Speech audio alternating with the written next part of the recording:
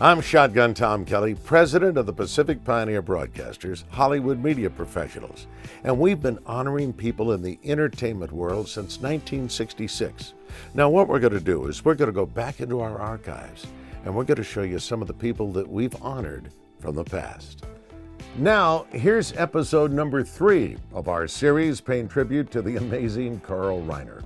Now, let's join television host Tom Bergeron as he talks with Carl about the Dick Van Dyke Show. Sit back and enjoy.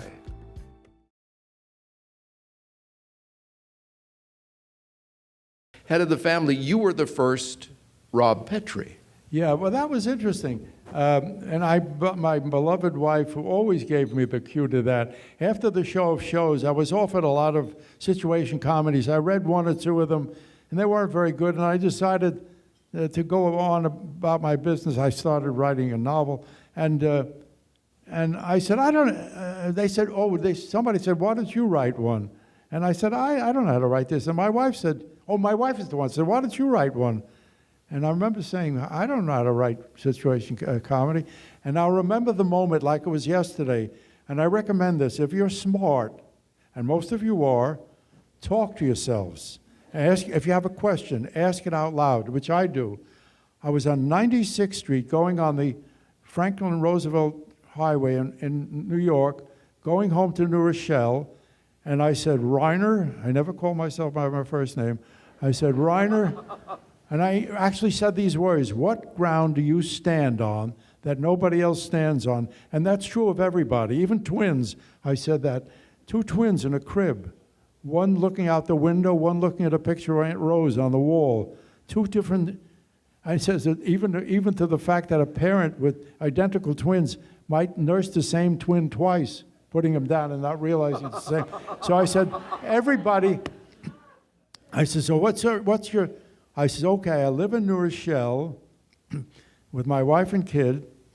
When I get home, I talk about where I work, which is in New York, doing a comedy variety show. I'll write about that. I'll write about a comedy variety guy who lives in New Rochelle. Excuse me, is there a glass of water? And I will drink it while I'm talking. You'll see, you know. You're not packing a gun in a pocket, though, to shoot it? No, good. Right. So I said, well, I live in, yes. So I said, I'll write about that. And I was in Fire Island at the time. I wrote a pilot, and Peter Lawford had read it. The Morris office sent it to Peter Lawford. He was going to finance it. And I said, gee, if I'm going to be the star of it, I better have a Bible for other writers to know about. So within about 2 or 3 weeks, I really wrote 13 shows, episodes. It was going to call Head of the Family. I did a pilot with a girl named Barbara Britton, Morty Gunty, and Sylvia Miles, playing the 2 parts that Maury Amsterdam and Rosie played, and it was a fair show. We showed it to some people, didn't sell, and I was disappointed in it, and I knew I was as good as I can do, and I went on. I started to write a movie for Doris Day. It became the thrill of it all, but my agent, Harry Kalsheim, bless him, had these 13 episodes on his desk, and he knew television was the coming thing then, and it was gold lying on his desk. So he called me in, he gave it to Sheldon Leonard and Danny Thomas, who had a thing called Tandem Productions, and Sheldon says, I read your scripts, and I said to Sheldon, these are exact words, I said, Sheldon, I tried this, I don't want to fail twice with the same material. And he said, and this is a fairly good impression if you remember Sheldon Leonard, he says, you won't fail? Because I'll get a better actor to play you. and he recommended Dick Van Dyke, who may be the best situation comedy actor or actor of all time. By the way, there's a next week I'm going to someplace they're honoring me again, like you. You don't know what you're doing. So we're going to play the comic. A serious role Dick Van Dyke did that absolutely, yes, he deserves it. It's a brilliant comedy performance about a very sad comedian, which most comedians in early movies were. Buster Keaton and all those guys, much married, never happy, and some suicidal, actually. So, yes. So when did you first lay eyes on the new Rob Petrie, this upstart Dick Van Dyke person? Oh, I went to New York to see him in Bye Bye Birdie, and I said, oh, there he is. Dick Van Dyke can do anything that is asked of him. I once wrote a thing where he was allergic to his family. He was sneezing.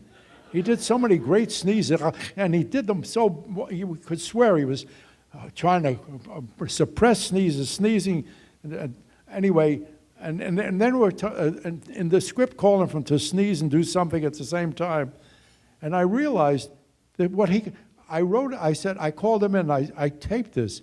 I says, Dick, can you do this? I want you to sneeze, hiccup, burp, fart, and get an itch in your ear all at the same time, all at the moments. And he did it. I haven't. It's just absolutely hysterical. No, he is the most gifted. He's got a kinesthetic sense about him. Agile and mobile. There's never been anybody like him.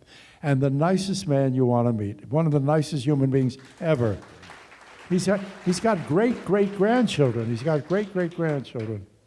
The classic trip over the Ottoman that opened many episodes Yes. of The Van Dyke Show, but not every episode Yes. of The Van Dyke Show. How did that come to be, and the switch up? Boy, are you a good questioner. I do what I can. You're the best, the very best, the very best. And we'll go into that later. The sponsor once said to us, not the sponsor, but the network head, or somebody said, how can we make sure that the people tune us in? How can we guarantee that they tune us in? I said, well, I said, you having the main title is, they can fish around because they know what the main title is. So I got the idea. I said, if we do a different main title every week, like we put the Ottoman in, and he trips on the Ottoman 1 week. 1 week he walks around it. 1 week he moves it aside. I said, and we change it over so that the audience can say, hey, May, come in. I called it a Hey, May. Oh, hey, May, come in. Let's see if he trips over the Ottoman. Wife calling husband in. Oh, no, the Hey, May was the premise, setting up the premise in the first line. So the wife said, hey, May, come in here. They're going to talk about something that's never been written about. I was always try to do shows that would tell us in the first few minutes what the show was going to be about. Anyway, so it worked. The Ottoman worked, and then we realized we had gotten our audience. They weren't going to tune us in. After the 5th or 8th show, we kept one thing, and we had a solid audience, at least according to the Nielsen ratings. Did Sid Caesar, with whom you stayed friends until the end of his life, when he was watching the Dick Van Dyke Show, which was based on your experience on your show of shows, ever said to you after watching you as Alan Brady, I was not that big an asshole? No, he didn't. No, because Sid knew he was not an asshole. Everybody assumed that Alan Brady was Sid. But I had enough interviews where I put that to rest by telling people that I said, if Sid were an asshole, you don't have lunch and dinner with a man for 9 years. 7 years, every day. And if he's an asshole, I said, no, Sid, Alan Brady was a composite of 3 people. The guy who, what's his name? Alf Cramden. Gleason, Jackie Gleason. Jackie Gleason. I said, Jackie Gleason was a guy, a tremendously talented man, whose writers never saw him. They wrote his show. He never spoke to him. He said, slip it under the door of his hotel room. They slipped the script under the door, never said hello to them. And he behaved like Milton Berle behaved.